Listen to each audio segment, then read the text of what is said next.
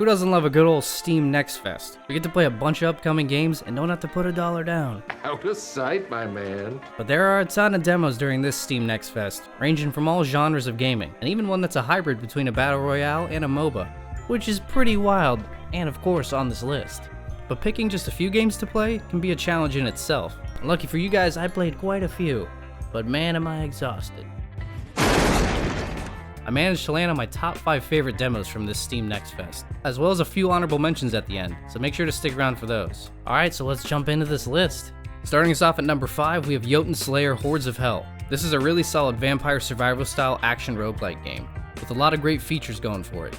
Inspired by Nordic lore and mythology. As you level up, like in typical roguelikes, games like Vampire Survivor, all the abilities you unlock are inspired by Nordic mythology, and you have the power to use gods like Loki and Thor to power some of your unique abilities. They don't feel like afterthoughts. Some of these skills are super fun, like randomized lightning strikes, walls of death, golden swords, boomerangs, and more. There are 3 characters to play in the demo, and each very different from one another. The Berserker, the Seeress, and the Revenant, each with their own base attack and class exclusive abilities to unlock during the playthrough, as well as unique special moves that are weapon specific. So unlocking different weapons will give you new super abilities. There are 5 total levels that are shown, only one is playable in the demo. The only goal is to survive and complete objectives before the time runs out, eventually leading to an end boss. Each level has up to 4 difficulties, offering more rewards for how hard you make it, as well as modifiers to give the round an extra challenge for even more additional bonuses. But one of my favorite parts about this game is how the combat feels, and player choice. You can actually toggle on and off auto aiming and attacking, or switch it to manual control. I went full manual and it felt like I was playing a Diablo type ARPG, and it was super fun. And the boss at the end certainly felt very Diablo-y.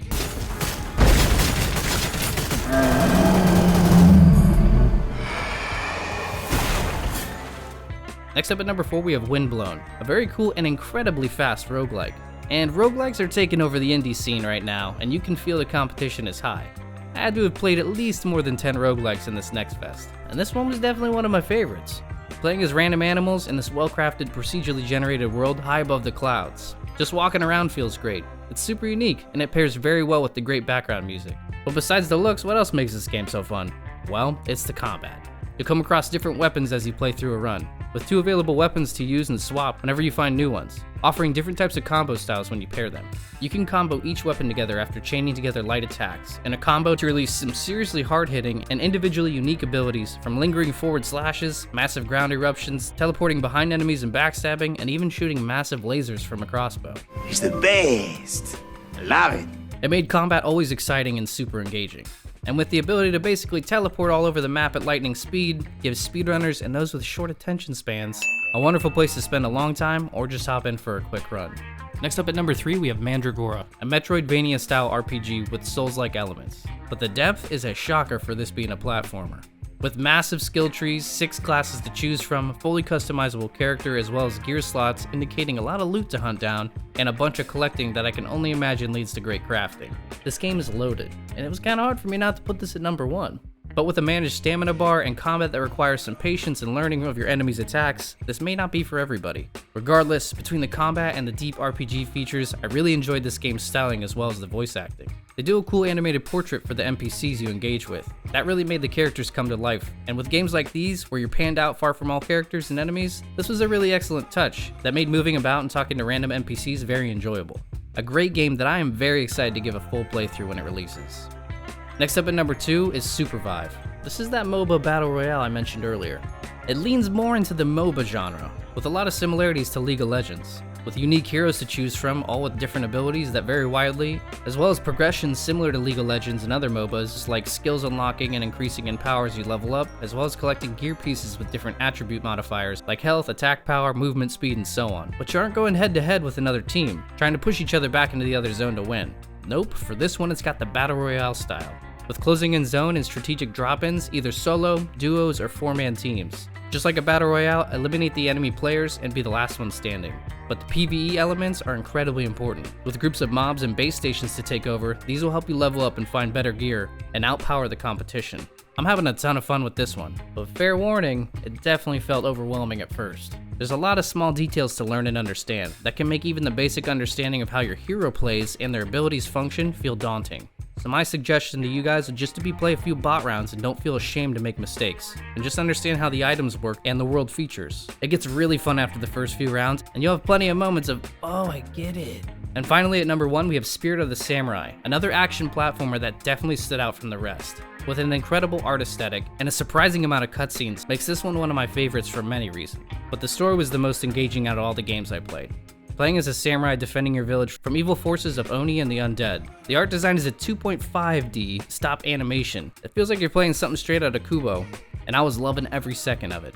But beyond the wonderful uniqueness of the art and animation style, the combat is also a highlight. With the ability to perform attacks in any direction using the right stick of the controller or the arrow keys on the keyboard, you feel like you have full control of your samurai skills, and you actually quite literally do. The combo system is super cool. With the ability to set your own custom combos up with 3 follow-up moves, you're literally building your own combo lists. And this is sick, man. The touch of detail to displaying the ability and a little graphic on the skills is a nice touch as well. While it first may feel strange to play a combat game like this, being able to perfect parry and setting up your own combos, once you start flowing, man does it feel good. And eventually you get a little cat as a partner, who you'll be able to trigger abilities with. So I'm super excited to see how that plays out, if it's separate from the combos or if it's tossed in the middle. Alright, now it's time for those honorable mentions and a quick breakdown of each of them. Starting us off, we have AI Limit, an anime-style Souls-like ARPG. Playing as a blader, you're an immortal being set off to cleanse a post-apocalyptic world of all its robotic evil. With a combat that feels a little more fast-paced than typical Souls-like, and an interesting combat system that uses what's called sync rate, this has to be managed to perform different abilities and maintain extra bonus damage. It definitely keeps you on your toes having to track the sync rate while you play. Next up we have Sequest Dungeon, a fun, straightforward roguelike, but it's in an underwater setting, with some nice floating physics that set it apart from other roguelites. It gives me some old asteroid game vibes, so I had a lot of fun floating around and shooting in all directions, and dodging all the incoming fire. It can definitely get pretty chaotic, but it's an easy one to pick up and play. Next up we have New Arc Line, a cool steampunk turn-based RPG. I'm not usually one to pick up heavily detailed RPGs, but the world on this one was super cool. It definitely hit the high fantasy steampunk vibes for sure. And walking around the town feels like there's secrets at every turn. And with super in-depth traits like persuasion and intimidation, all utilizing a random roll system, makes it feel like any interaction can turn south real quick or lead to something amazing. I think this is a great option for anyone looking to completely immerse yourself into a world. Next up we have The Precinct, a top-down police simulator. You quite literally live out the daily life of a police rookie, from high-speed chases, bank robberies, and even giving out tickets for parking violations. It was fun just to walk around the city and find random crimes happening, and deciding how to handle them. And last for the honorable mentions, we have Teenage Mutant Ninja Turtles Splintered Fate, a roguelike with that old-school arcade beat-em-up feel, and of course with 4-player co-op. There's really nothing bad about this game, but also nothing groundbreaking. It's just a solid roguelike with all the elements you'd expect to come with a roguelike. From unique power-ups, varying character abilities, and the best part, a fully voiced cast, which makes this one even more engaging. Well, another Steam Next Fest down, and a ton of games to play. Let me know which games you guys gave a try during the Steam Next Fest, and if they weren't on this list, I want to hear about them. Pop them in those comments. Now most of these demos will stay live after Next Fest is over, at least up until the game launches, so it doesn't hurt to check in to see if you can still play them. As always, happy gaming, and I'll see you guys in the next one.